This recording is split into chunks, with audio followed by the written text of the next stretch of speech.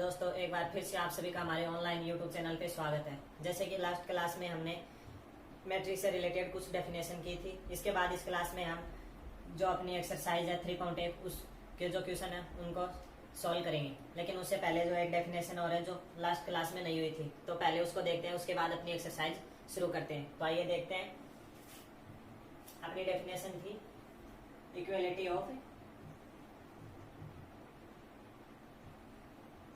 Equality of matrices, यानी कि आव्यूह की समानता। आव्यूह की समानता। तो आव्यूह की समानता क्या होती है? यानी कि कोई दो मैट्रिक्स है, वो समान किस स्थिति में होंगे, तो उसके लिए दो कंडीशन होती है। सबसे पहली कंडीशन उसमें है, यानी कि दोनों जो मैट्रिक्स हैं, दोनों अवयव की कोटि है वो समान होनी चाहिए। कोटि कैसे होनी चाहिए? समान। नेक्स्ट दूसरी कंडीशन है उनकी, जो दोनों मैट्रिक्स हैं उनके जो संगत अवयव है वो भी क्या, एक दूसरे के इक्वल होने चाहिए। तो इनके जो संगत अवयव है, संगत अवयव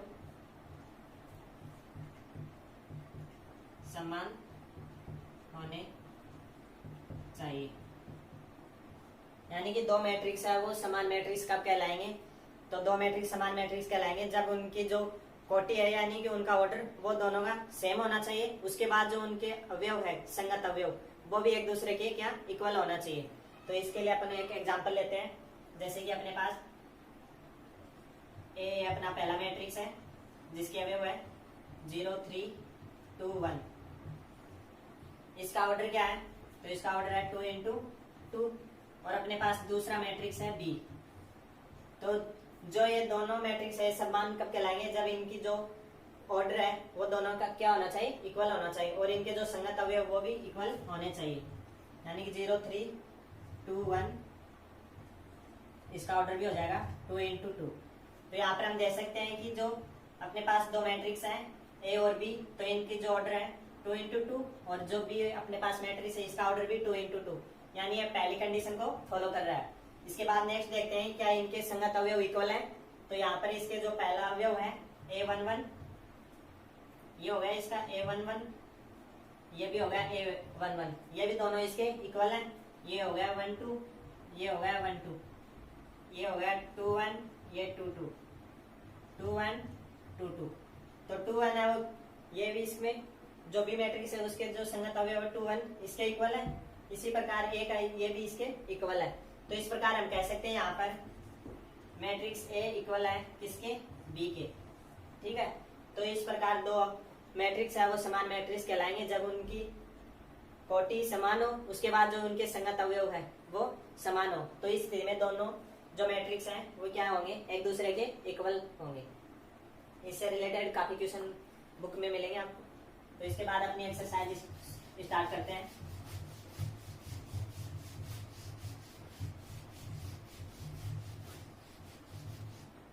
तो अपनी एक्सरसाइज है 3.1, जिसका पहला क्वेश्चन अपने पास, अवयव ए कोई मैट्रिक्स दे रखा है जिसमें पूछ रहा है अवयव की कोटि और अवयव की संख्या, और नेक्स्ट है कुछ अवयव दे रखे हैं उनकी वैल्यू पूछिए। तो अपने पास मैट्रिक्स दे रखा है सॉल्यूशन 1। इसमें अपने पास मैट्रिक्स दे रखा है 2 5 19 -7 3 5 -2 5/2 12 √3 1 -5 17। ये अपने पास मैट्रिक्स दे रखा है। इसमें आप क्या क्या पूछा है? तो इसमें पहला क्वेश्चन है अवयव की कोटि, यानी जो अवयव है अपने पास उसकी कोटि क्या है। तो अवयव की कोटि। नेक्स्ट है फिर इसमें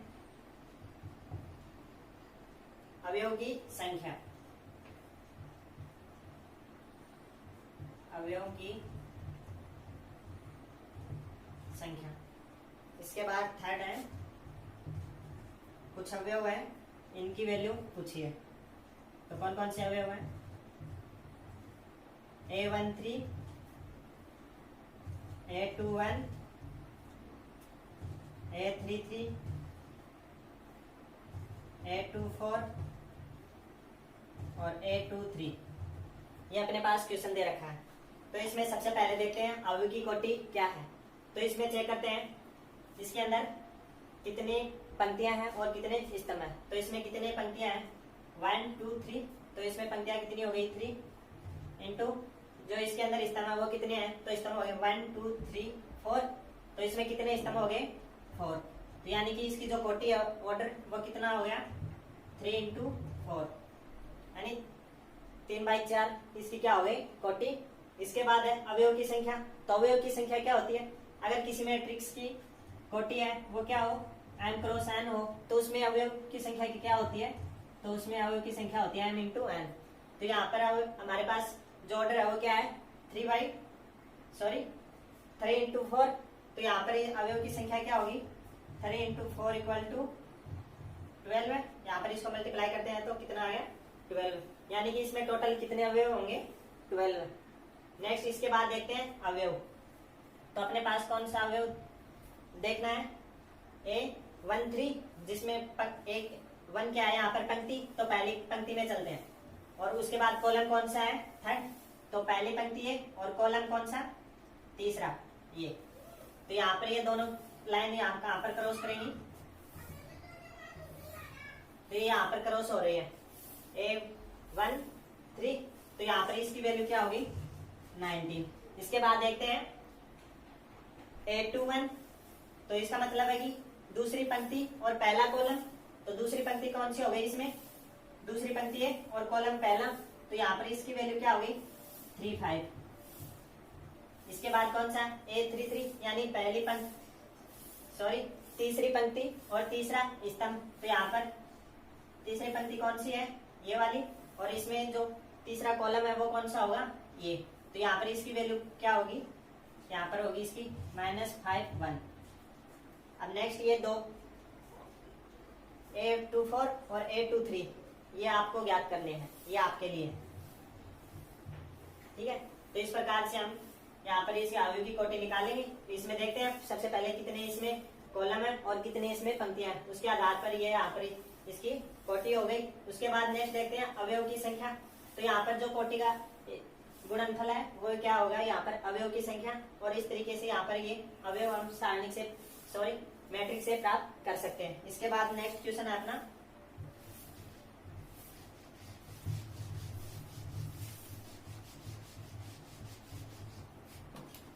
एक्सरसाइज का। नेक्स्ट क्वेश्चन आता है, यदि किसी अवयव में 24 अवयव है, यानी कि जो अपने पास अवयव है उसमें कितने सॉल्यूशन है? 2 नंबर। तो इसमें अवयव में कितने अवयव हैं?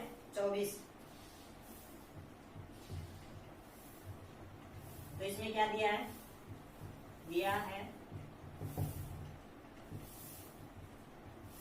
अवयव में कुल अवयव। तो ये कितने हैं? 24।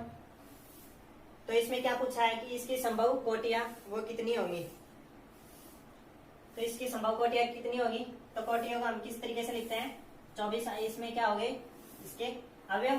तो हम जानते हैं कि कोटि को हम किस तरीके से लिखते हैं? m into n equal to mn। तो यहाँ पर mn इसकी वैल्यू दे रखी है अपन को कितनी? 24। तो यहाँ पर इसकी संभव कोटियां कितनी होगी? यानी कि दो संख्याओं का ऐसा जोड़ा बनाना है कि उनका गुणनफल कितना आए? 24। तो ऐसी कितनी संख्याएं हैं? तो संभव कोटियां कौन कौन सी होंगी? तो संभव कोटियां कौन कौन सी होंगी? तो ऐसी हमें ऐसी संख्या लेनी है जिनका गुणनफल कितना हो? 24 हो। तो ऐसी कौन कौन सी संख्या होंगी? तो ऐसी होगी पहली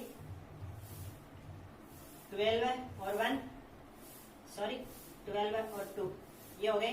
और दूसरा होगा 2 12। इसके बाद नेक्स्ट 3 4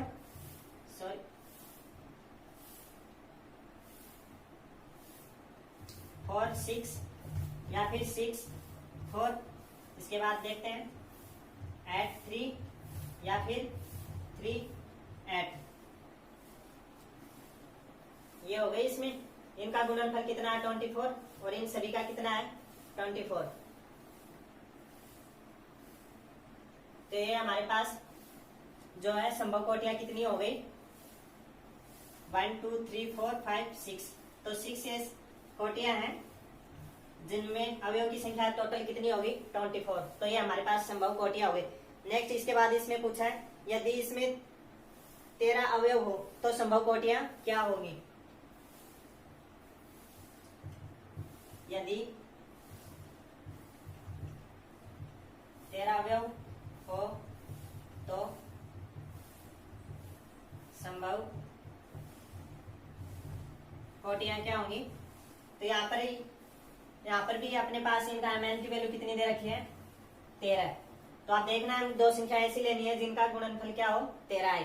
तो यहाँ पर संभव कोटियां कौन सी होंगी 1 या 13 या फिर 13 1। तो यहाँ पर संभव कोटियां कितनी होंगी 2। इस तरीके से ये क्वेश्चन होगा।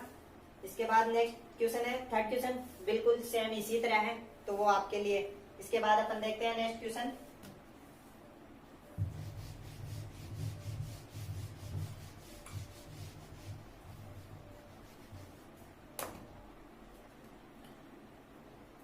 Question number 4। एक 2 बाई 2 अवयव है ए जिसकी रचना करनी है जिसके अवयव के लिए कंडीशन दे रखी है अपने पास। तो इसमें 3 क्वेश्चन है तो एक क्वेश्चन अपन करते हैं 2 क्वेश्चन आपके लिए है इसमें। तो इसमें देखते हैं सॉल्यूशन। फोर्थ में कौन सा करते हैं अपन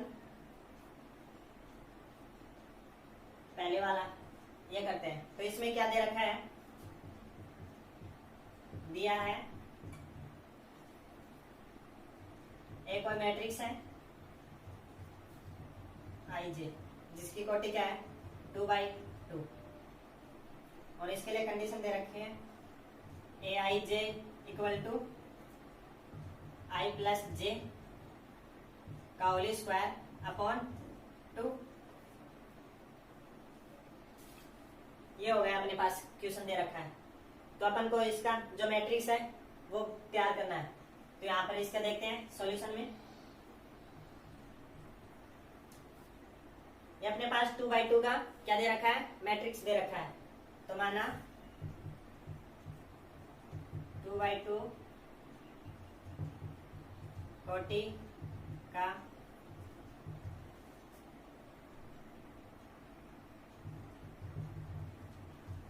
अवयव ए। तो ये क्या हुआ है 2 बाई 2 का है तो A11 A12 A21 और A22 ये हो गया 2 बाई 2 कोटि का। तो यहाँ पर अपन को इसके अवयव है वो ज्ञात करनी है। इसके लिए अपन को कंडीशन दे रखी है यहाँ पर। तो यहाँ से निकालते हैं अपन A11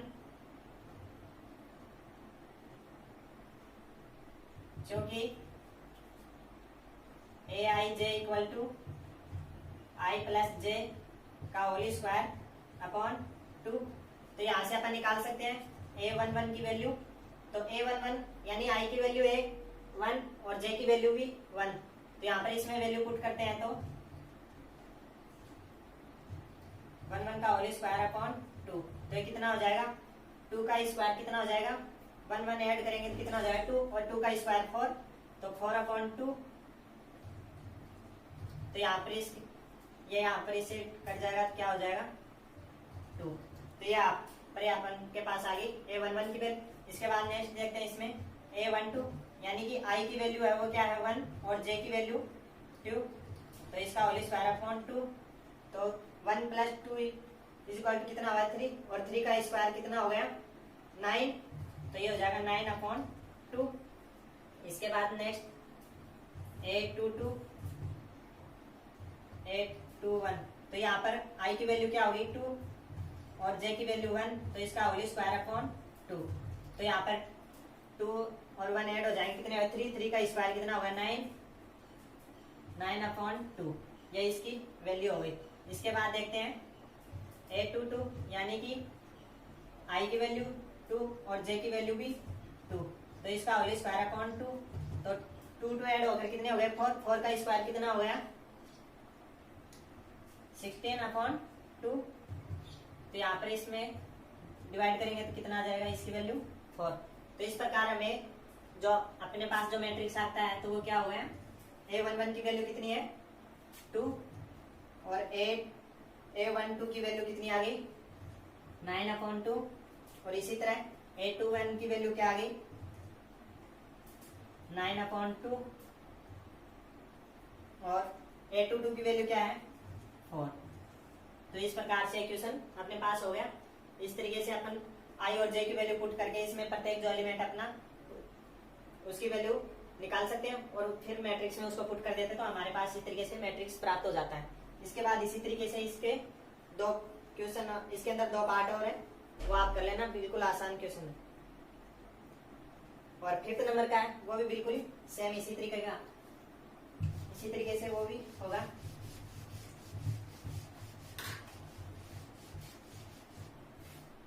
तो आपके पास जो 5 नंबर क्वेश्चन है उसमें भी 2 क्वेश्चन है, तो उसमें अपन पहला देखते हैं।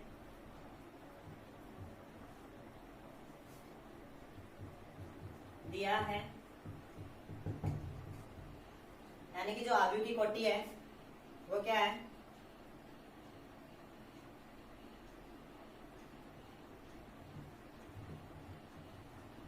आव्यूह की कोटि, तो क्या है 3/4, और यहाँ पर जो अपने पास AIJ का जो फॉर्मूला दे रखा है तो वो क्या है 1/2 मापांक 1 माइनस 3i प्लस j मापांक, तो ये अपने पास दे रखा है। इसके आधार पर अपन को मैट्रिक्स है वो बनाना है। तो माना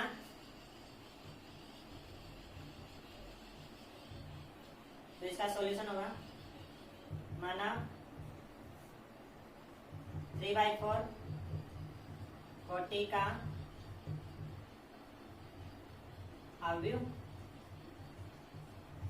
तो 3/4 कोटि का जो आव्यूह वो क्या होगा, यानी कि इसमें जो पंक्तियां वो कितनी होंगी 3 और स्तंभ कितने होंगे 4, तो इसमें 3 पंक्तियां होंगी A11 A12 A13 A14, A21 A22 A23 और A24, इसी तरीके से A31 A32 और A33 और A34, यह हो गई इसकी कोटि 3/4। तो अपने पास मैट्रिक्स हो गया। अब इसके आधार पर अपन को इसकी वैल्यू ज्ञात करनी है, जो कि अपन को दे रखा है AIJ इक्वल टू क्या है 1/2 मापांक 3i प्लस j मापांक। तो इसके आधार पर हम प्रत्येक एलिमेंट की यहाँ पर इसमें वैल्यू फाइंड आउट कर सकते हैं। तो A11 की वैल्यू यहाँ पर निकालेंगे तो A1 3, I की वैल्यू 1 और J की वैल्यू भी 1, तो यहाँ पर हो गया 3 × 1 3 प्लस 1 माइनस के 3 है और प्लस 1, तो इसमें कितना होगा -2, लेकिन मापांक है तो कितना हो जाएगा ये +2/2 = 1। इसके बाद नेक्स्ट देखते हैं A12,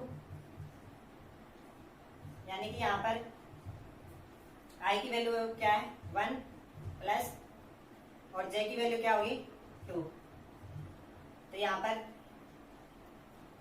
3 में 2 -3 में +2 ऐड करेंगे तो कितना आ जाएगा -1, मापांक है तो प्लस का हो जाएगा, तो ये जाएगा 1/2। इसके बाद यहाँ से अपन निकालते हैं A13, यानी कि I की वैल्यू है वो क्या होगी 1 प्लस और J की वैल्यू है वो होगी 3, तो यहाँ 3 पॉजिटिव और 3 नेगेटिव, तो ये माइनस होंगे यहाँ पर, तो 0/2 0। इसके बाद नेक्स्ट देखते हैं 1 4, तो इसमें हो जाएगा -3 1, J की वैल्यू हो गई 4, तो यहाँ पर -3 4 में प्लस 4 में ऐड होंगे तो कितना हो जाएगा 1, तो 1 अपॉन ये हो जाएगा 2। इसी तरीके से अपन सभी एलिमेंट है उनकी वैल्यू यहाँ पर फाइंड आउट कर सकते हैं, और इनको यहाँ से उठाकर इसमें मैट्रिक्स में है यहाँ पर इसमें पुट कर देंगे तो अपन को जो ए मैट्रिक्स है वो अपन को यहाँ से प्राप्त हो जाएगा। तो इसी तरीके से अपन जो शेष एलिमेंट है उनको भी इसी तरीके से निकाल सकते हैं। इसके बाद नेक्स्ट क्वेश्चन देखते हैं अपन।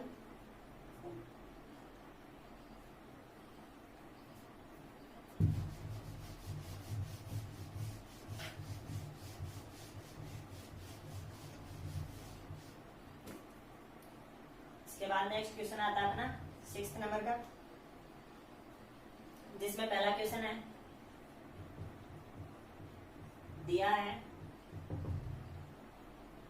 दो मैट्रिक्स है 4 3 x 5, और दूसरा मैट्रिक्स है जो कि इसके इक्वल है y z 1 5। तो यहाँ पर किसकी वैल्यू पूछी है, x और y की वैल्यू। तो इसका सॉल्यूशन किस प्रकार होगा, जैसे कि हमको पता है कि जब दो मैट्रिक्स एक दूसरे के इक्वल होते हैं तो इनके संगत अवयव भी क्या होते हैं, समान होते हैं। तो इसके सॉल्यूशन में होगा क्योंकि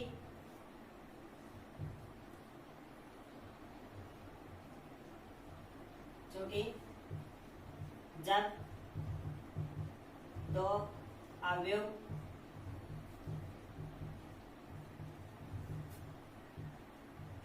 समान होते हैं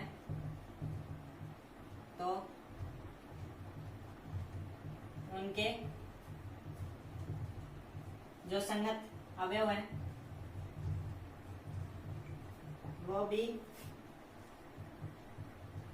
समान होंगे। तो इस तरीके से यहाँ पर इनके संगत जो अवयव हैं उनको इक्वल करेंगे तो यहाँ पर जो y की वैल्यू है वो कितनी आ जाएगी, y इक्वल टू 4, और x किसके इक्वल होगा, 1 के इक्वल, और इसी तरीके से z है वो किसके इक्वल होगा, 3 के इक्वल। तो इस तरीके से यहाँ पर x y z की वैल्यू इस तरीके से अपन प्राप्त कर सकते हैं। यानी कि जो समान अवयव होते हैं उनके जो संगत अवयव हैं वो एक दूसरे क्या होंगे, इक्वल होंगे। तो इस तरीके से अपन इन x और y z की वैल्यू फाइंड आउट आसानी से कर सकते हैं। इसके बाद इसमें देखते हैं अपन सेकंड क्वेश्चन अपना।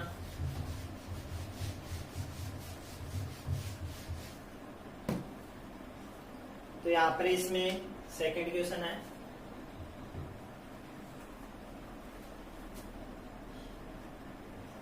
x plus y two 5 plus z और एक्स वाई, ये हो गया पहला मैट्रिक्स।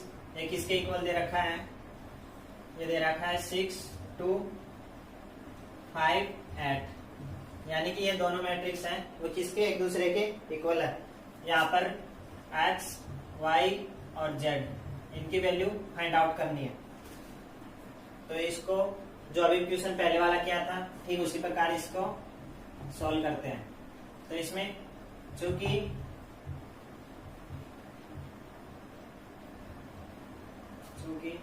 जब दो अवयव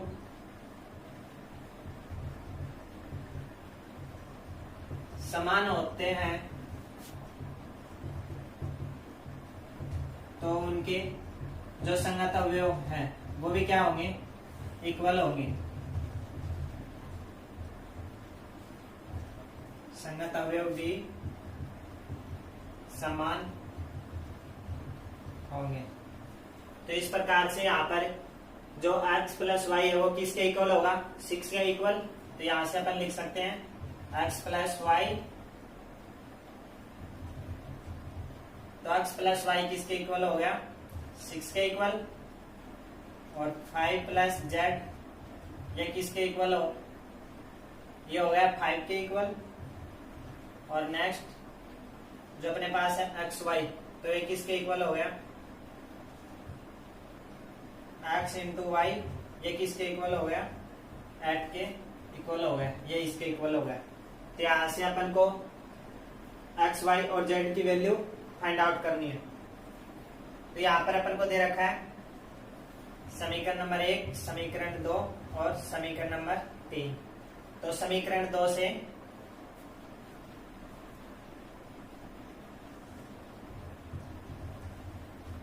समीकरण 2 से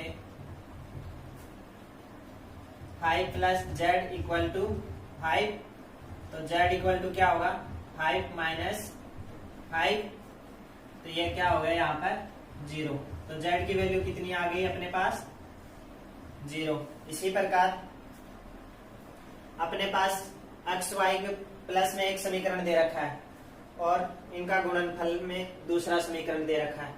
तो यहाँ पर एक्स वाई जो एक समीकरण है, इसमें एक्स वाई की वैल्यू ज्ञात करने के लिए अपन को एक समीकरण की और आवश्यकता होगी, यानी कि किन्हीं भी दो अज्ञात राशियों की वैल्यू फाइंड आउट करने के लिए उसमें दो समीकरणों की हमें आवश्यकता होती है। तो पहला समीकरण ये हो गया अपने पास, तो दूसरा समीकरण अपन निकालेंगे x माइनस वाई। तो x माइनस वाई वाला ये किस तरीके से निकालेंगे, तो ये हो गया एक फॉर्मूला है, इसके आधार पर हम x माइनस वाई की वैल्यू फाइंड आउट कर सकते हैं।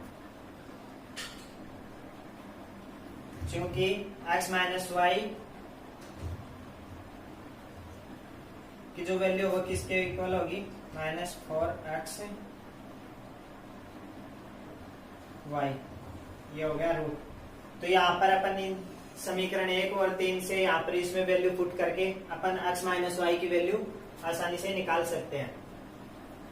तो यहाँ से x माइनस वाई, यहाँ पर x प्लस वाई की वैल्यू पुट करेंगे तो 6 का स्क्वायर -4 और x वाई की वैल्यू कितनी है 8 और इनका रूट। ठीक है, तो यहाँ पर 6 का स्क्वायर कितना हो जाएगा, ये हो जाएगा 36 और 4 को 8 से मल्टीप्लाई करेंगे तो ये कितना हो जाएगा 22 और ये इनका रूट।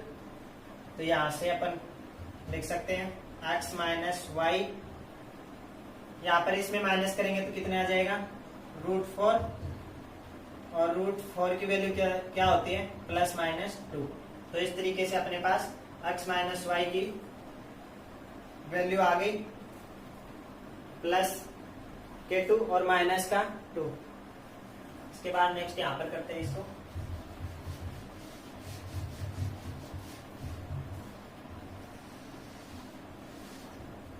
x माइनस वाई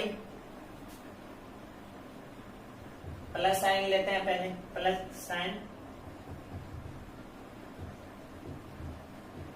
लेने पर, तो प्लस साइन लेने पर क्या होगा x minus y is equal to 2। तो यहाँ पर समीकरण 1 से x plus y is equal to 6, यहाँ पर दोनों समीकरणों को ऐड करेंगे तो क्या होगा, ये कट जाएंगे, यहाँ पर ये हो जाएगा 2x प्लस ये हो जाएगा 6 और 2 ऐड होंगे तो ये हो जाएगा 8। तो यहाँ पर x की वैल्यू आ जाएगी 8/2, ये इसे कट जाएगा तो यहाँ पर कितनी आ जाएगी 4। x की वैल्यू 4 आ गई। अब x की वैल्यू समीकरण अपन इसमें रख दें, या तो इसमें रख दो या इसमें, किसी एक में रख दें। रखने से यहाँ पर अपन को y की वैल्यू फाइंड आउट हो जाएगी। तो इस समीकरण 1 में इसमें रखते हैं अपन, तो यहाँ से हो जाएगा 4 plus y is equal to 6। तो यहाँ से y की वैल्यू आ जाएगी 6 माइनस 4 इज इक्वल टू 2। तो यहाँ पर इस प्रकार अपन को x और y की वैल्यू प्राप्त हो गई। यहाँ पर x की वैल्यू कितनी हो गई, x इज इक्वल टू 4 और y इज इक्वल टू 2। इसी तरीके से माइनस चिन्ह लेने पर, माइनस चिन्ह लेने पर क्या होगा, x minus y is equal to -2 और समीकरण 1 से x plus y is equal to 6। तो यहाँ दोनों समीकरणों को ऐड करेंगे तो क्या होगा, ये हो जाएगा 2x और 6 में -2 ऐड होंगे तो ये कितना हो गया 4। तो यहाँ पर x की वैल्यू आ जाएगी 4/2, यहाँ पर ये इसे कट जाएगा तो कितना बचेगा x की वैल्यू 2। अब x की वैल्यू समीकरण 1 में रख देंगे तो यहाँ से क्या होगा, फिर अपने पास x की वैल्यू इसमें पुट करेंगे तो 2 minus y is equal to 2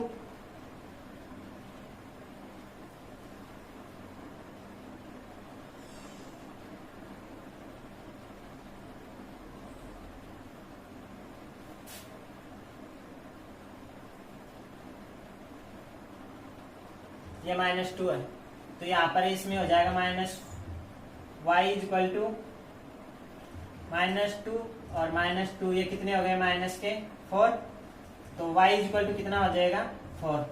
तो इस प्रकार हम कह सकते हैं कि माइनस चिन्ह लेने पर क्या x की वैल्यू क्या आएगी 2 और y की वैल्यू कब क्या आएगी 4। तो इस प्रकार से हम x और y की वैल्यू इस तरीके से अपन निकाल सकते हैं। इसके बाद इसमें है third question.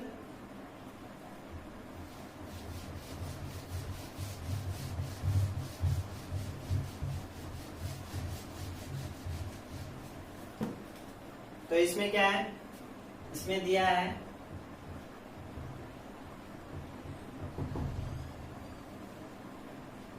Matrix x plus y plus z, x plus z और y प्लस जेड। ये हो गया अपने पास पहला मैट्रिक्स। ये किसके इक्वल है, ये मैट्रिक्स 9 5 7, ये इसके इक्वल है। तो यहाँ से अपन को किसकी वैल्यू निकालनी है, x y और z, इनकी वैल्यू फाइंड आउट करनी है। तो यहाँ पर देखते हैं इनका सॉल्यूशन।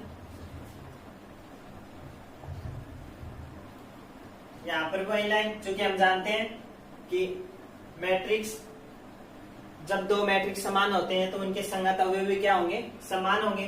तो इस स्थिति में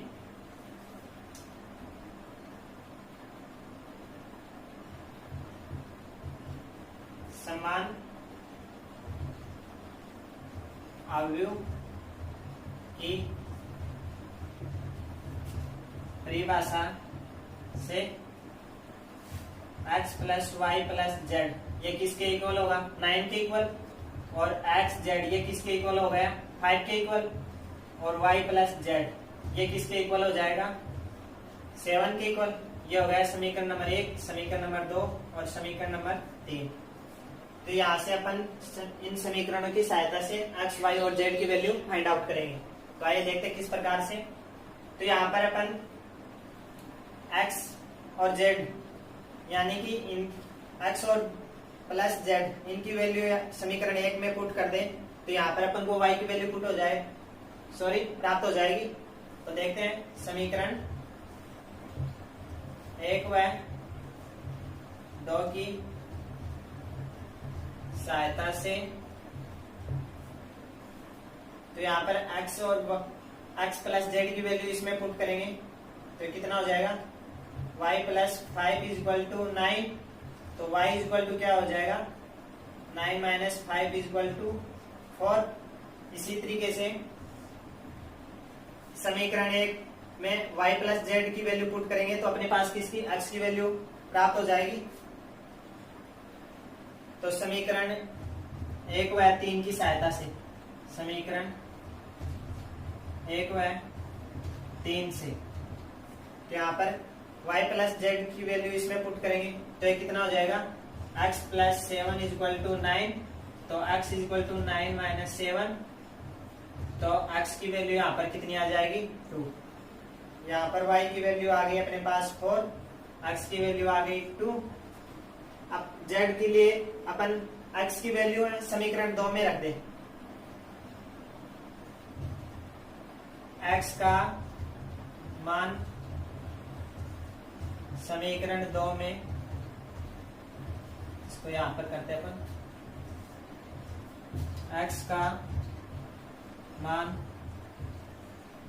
समीकरण 2 में रखने पर, तो समीकरण 2 में x की वैल्यू पुट करेंगे तो अपने पास क्या आ जाएगा 2 प्लस जेड इक्वल टू 5। तो यहाँ से z की वैल्यू आ जाएगी अपने पास 5 माइनस 2 इज इक्वल टू 3। तो z इक्वल टू क्या आ जाएगा 3। तो इस प्रकार से अपने पास x, y और z की वैल्यू प्राप्त हो गई। यानी कि इन समीकरणों की सहायता से अपन इनकी वैल्यू को आसानी से फाइंड आउट कर सकते हैं। इसके बाद नेक्स्ट क्वेश्चन देखते हैं। इसमें अपन 7th नंबर का जो क्वेश्चन है आपका,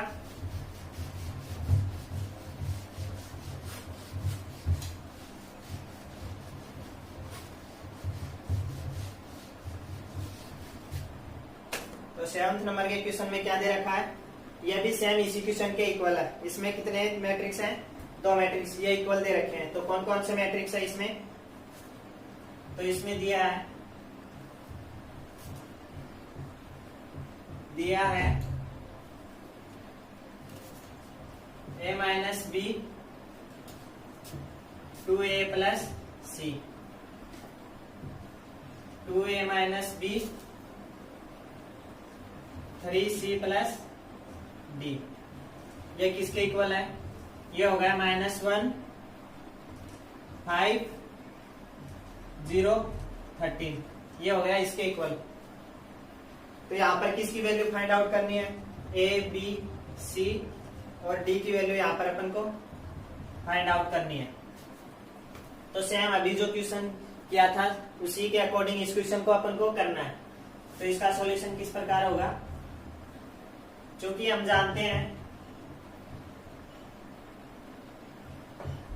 समान अवयवों के जो संगत अवयव है वो भी समान होंगे। समान अवयवों के संगत अवयव भी समान होंगे। इसलिए a माइनस बी ये किसके इक्वल होगा? -1 के इक्वल। और 2a माइनस बी ये किसके इक्वल होगा? ये 0 के इक्वल। ठीक इसी प्रकार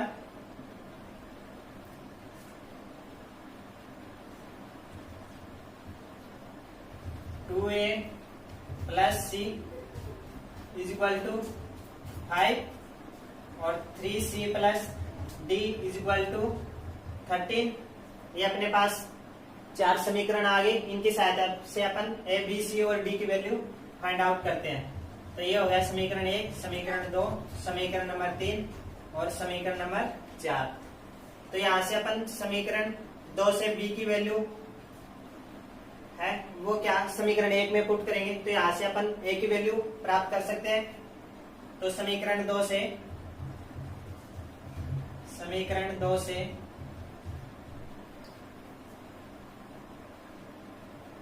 b इज इक्वल टू क्या हो गया? 2a। अब जो b की वैल्यू है, b का मान वो समीकरण 1 में पुट करने पर, समीकरण 1 में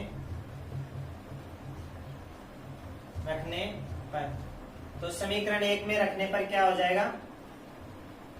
a b की वैल्यू है 2a, तो यहाँ पर 2a इज इक्वल टू -1।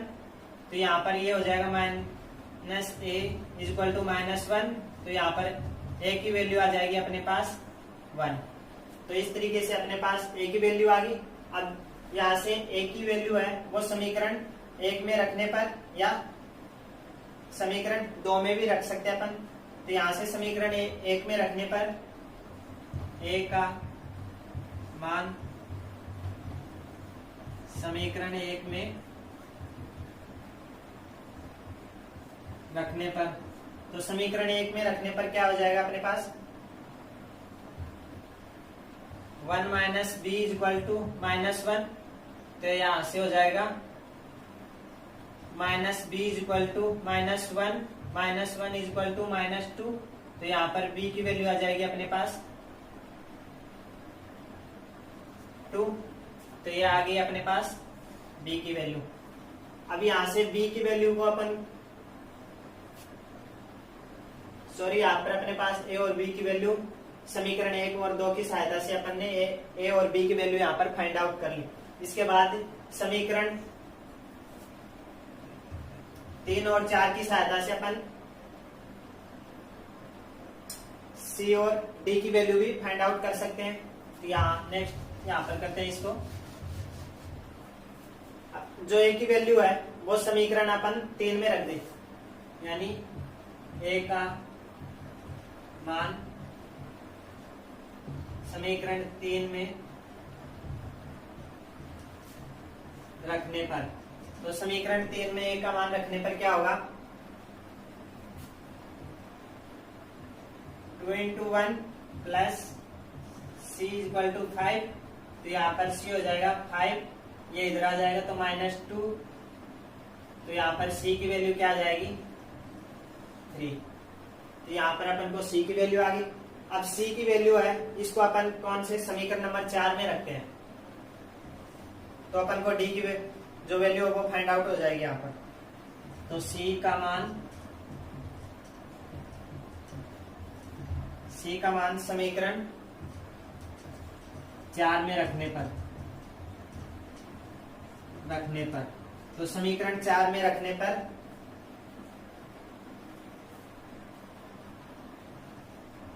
सी की वैल्यू कितनी है 3, तो यहाँ पर 3 रखा।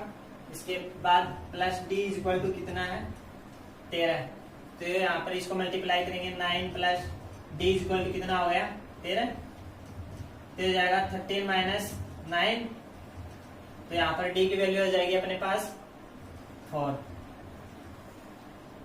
तो इस तरीके से अपन हमारे पास ए की वैल्यू हो गई 1, बी की 2 और सी की वैल्यू 3 और डी की वैल्यू 4। तो इस तरीके से अपन आसानी से किसी भी एलिमेंट की वैल्यू है वो आसानी से निकाल सकते हैं। इसके बाद नेक्स्ट अपना क्वेश्चन है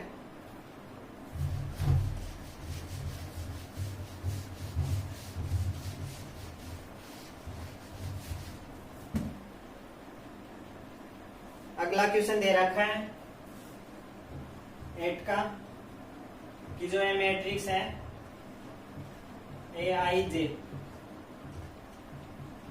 M क्रॉस N इसकी कोटि होगी, एक वर्ग आव्यूह है। तो इसके लिए कंडीशन दे रखी है क्या, एक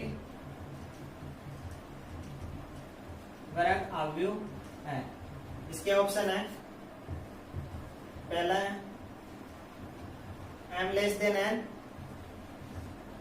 बी हो गया M ग्रेटर देन N, और सी हो गया M is equal to N, और डी हो गया नन ऑफ दीज। तो जैसे कि अपन को पता है वर्ग आव्यूह में क्या होता है कि उनकी जो पंक्तियां और स्तंभों की संख्या है वो क्या होगी एक दूसरे के इक्वल। तो यहाँ पर जो M और N है वो क्या होंगे एक दूसरे के इक्वल होंगे। तो यहाँ पर ये कौन सी कंडीशन फॉलो कर रहा है, सी ऑप्शन। तो यहाँ पर करेक्ट आंसर कौन सा होगा, सी। इसके बाद नेक्स्ट क्वेश्चन आपका, इसमें भी आपको x और y की वैल्यू फाइंड आउट करनी है, जो कि ऑप्शन में दे रखी है उसको मैच करके आपको ऑप्शन का करेक्ट आंसर है वो चुनना है। इसके बाद आपका लास्ट क्वेश्चन आता है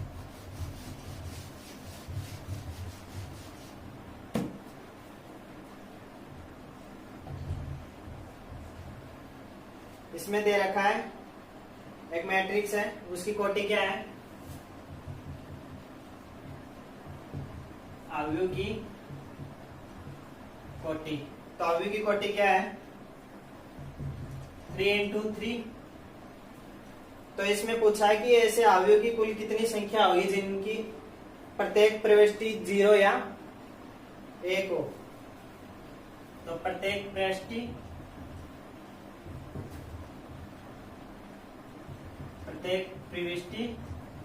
कितनी हो, 0 या 1 हो, ठीक है।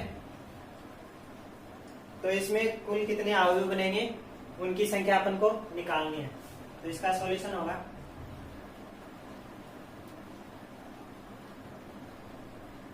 चूंकि अपन को पता है किसी मैट्रिक्स की कोटि अपन को दे रखी हो तो उससे अपन उसमें कुल अवयवों की संख्या निकाल सकते हैं। तो अपने पास यहाँ पर अवयवों की कुल संख्या कितनी होगी, यानी कि अपने पास एक मैट्रिक्स बनेगा। वो किस तरीके से होगा, माना कि ये अपने पास ए मैट्रिक्स है, इसकी कोटि क्या है 3/3, और इसकी प्रत्येक जो प्रविष्टि है या तो 0 होगी या 1 होगी। तो ऐसी कंडीशन कितनी संभव है वो अपन को क्वेश्चन में पूछा है। तो यहाँ पर प्रत्येक प्रविष्टि या तो 0 होगी या फिर 1 होगी, यानी कि यहाँ पर 0 भी आ सकता है 1 भी आ सकता है। नेक्स्ट यहाँ पर भी 0 भी आ सकता है 1 भी आ सकता है, और यहाँ पर भी 0 भी आ सकता है 1 आ सकता है। इसी तरीके से इसमें टोटल अपने पास यहाँ से निकाल सकते हैं इसमें कुल अवयवों की संख्या कितनी होगी। कुल अवयवों की संख्या कितनी होगी, 3 इंटू 3 इक्वल टू 9, यानी कि इस मैट्रिक्स में टोटल कितने अवयव होंगे, तो इसमें 9 अवयव होंगे। अब प्रत्येक अवयव है वो दो तरीके से हो सकता है, या तो 0 होगा या फिर 1 होगा, यानी प्रत्येक अवयव के लिए दो कंडीशन है, या तो वो 0 होगा या फिर 1 होगा। और टोटल अपने पास कुल अवयव है, यानी कि इनको रखने की जगह टोटल कितनी है, 9 है। तो यहाँ पर ऐसी कितनी स्थितियां बनेंगी, यानी कुल कितने मैट्रिक्स बन सकते हैं इस तरीके से। तो यहाँ पर सभी में 0 1 0 1 0 1 0 1 0 1 ये हो गई अपने पास, यानी कि 9 एलिमेंट हो गए इसके अंदर, और प्रत्येक को दो तरीके से अपन लिख सकते हैं। तो यहाँ पर कुल अवयव की संख्या कितनी होगी,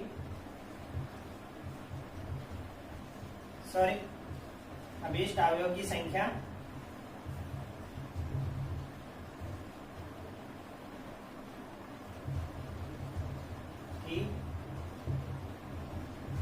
यानी प्रत्येक स्थान को अपन कितने तरीके से, दो तरीके से लिख सकते हैं।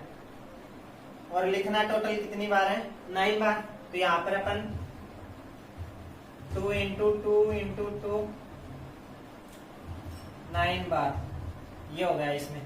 तो यहाँ पर अपन इसको लिख सकते हैं 2 की पावर 9, और यहाँ पर इसकी वैल्यू कितनी हो जाएगी, ये हो जाएगी 512, यानी 512। तो इस प्रकार से इस क्वेश्चन को अपन आसानी से कर सकते हैं। ये अपना चैप्टर कंप्लीट होया।